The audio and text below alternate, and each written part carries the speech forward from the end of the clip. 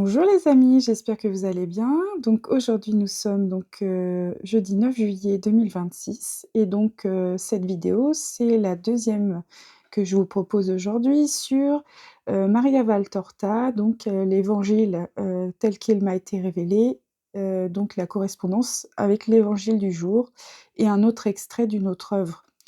Voilà, donc on commence, on y va? Vous êtes prêts? C'est parti, donc on commence par le signe de croix comme d'habitude. Au nom du Père, du Fils et du Saint-Esprit. Amen. Donc l'évangile du jour, Matthieu chapitre 10, versets 7 à 15. En ce temps-là, Jésus disait à ses apôtres, « Sur votre route, proclamez que le royaume des cieux est tout proche. Guérissez les malades, ressuscitez les morts, purifiez les lépreux, expulsez les démons. Vous avez reçu gratuitement, donnez gratuitement. Ne vous procurez ni or, ni argent, ni monnaie de cuivre à mettre dans vos ceintures, ni sac pour la route, ni tunique de rechange, ni sandales, ni bâton. L'ouvrier, en effet, mérite sa nourriture. Dans chaque ville ou village où vous entrerez, informez-vous pour savoir qui est digne de vous accueillir, et restez là jusqu'à votre départ. En entrant dans la maison, saluez ceux qui l'habitent. Si cette maison en est digne, que votre paix vienne sur elle. Si elle n'en est pas digne, que votre paix retourne vers vous. Si l'on ne vous accueille pas et si l'on n'écoute pas vos paroles, sortez de cette maison ou de cette ville et secouez la poussière de vos pieds.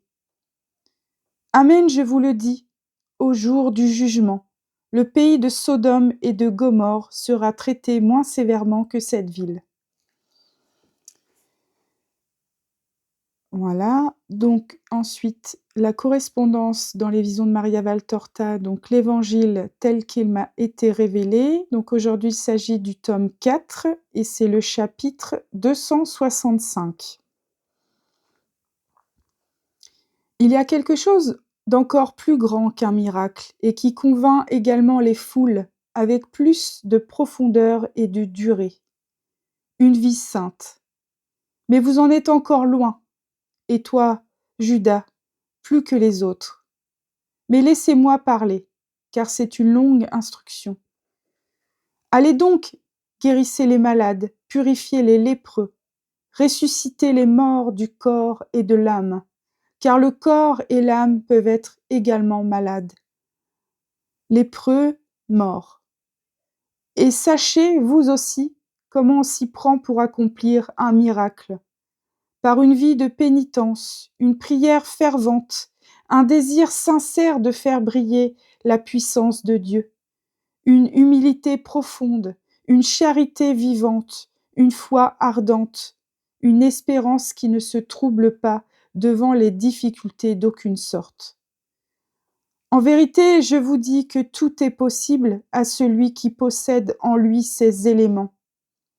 Même les démons s'enfuiront quand vous prononcerez le nom du Seigneur, si vous avez cela en vous. Ce pouvoir vous est donné par moi et par notre Père.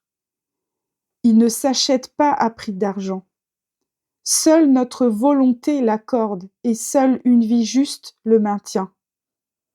Mais comme il vous est donné gratuitement, donnez-le gratuitement aux autres, à ceux qui en ont besoin. Malheur à vous si vous rabaissez le don de Dieu en le faisant servir à remplir votre bourse.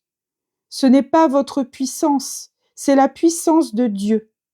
Servez-vous-en, mais n'en faites pas votre propriété en prétendant « elle m'appartient ».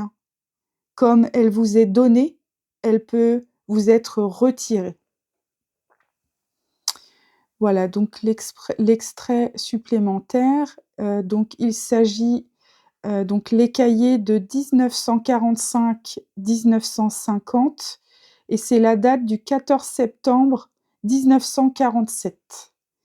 L'extrait s'intitule « Le Seigneur est bon avec ceux qui sont tout à lui ».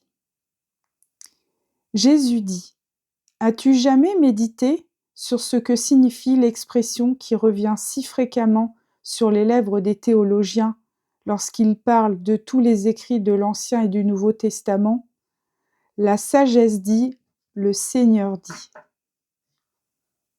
Il n'y a pas longtemps, tu as entendu un prédicateur dire « Le Seigneur dit, quand je parlerai les langues des hommes et des anges ».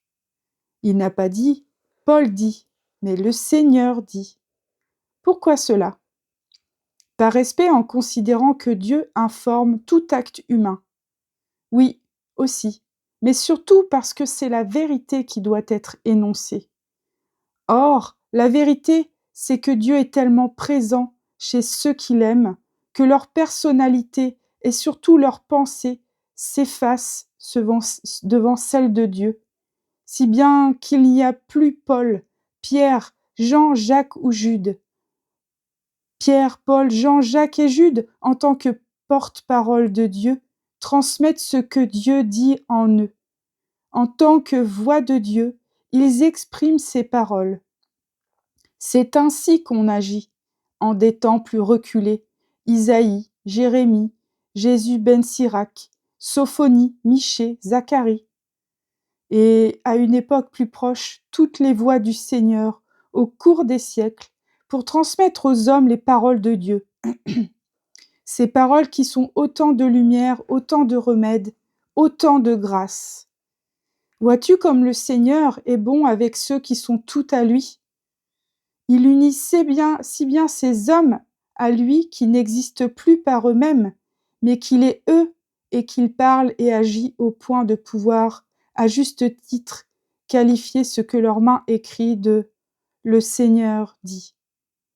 Vois encore comme en toute justice ils ne peuvent se glorifier des paroles qu'ils écrivent, puisque ce ne sont pas les leurs, mais celles du Seigneur. C'est pour cette raison que je n'ai cessé de te dire, sois toujours humble, car si une once d'orgueil naissait en toi à propos de ce que tu écris, je t'abandonnerai jusqu'à ce qu'un long et sincère repentir permette à mon cœur de t'accepter à nouveau. Sois en paix, mon âme, ma petite crucifiée, après avoir été considérée comme un objet d'horreur. La croix fut exaltée pour m'avoir portée, devenant ainsi instrument de rédemption. Les crucifiés, après avoir été éprouvés par la souffrance, seront exaltés pour avoir achevé en eux ce qui manquait à ma passion. Amen, alléluia. Magnifique encore cet extrait des cahiers. Voilà, j'espère que ça vous a plu. N'hésitez pas à me mettre un petit commentaire, j'aime beaucoup les lire. Voilà, les petits coucous quotidiens des fidèles abonnés. Et puis je compte sur vous, donc bien sûr pour liker, donc le petit pouce ou le petit cœur, et puis partager un maximum et vous abonner si ce n'est pas déjà fait. Voilà. Et puis je vous dis à demain, donc pour la suite, et des surprises pour le mois de juillet qui arrive, plein de belles surprises, peut-être des collaborations avec Cyril que vous connaissez, avec qui je fais souvent des lives.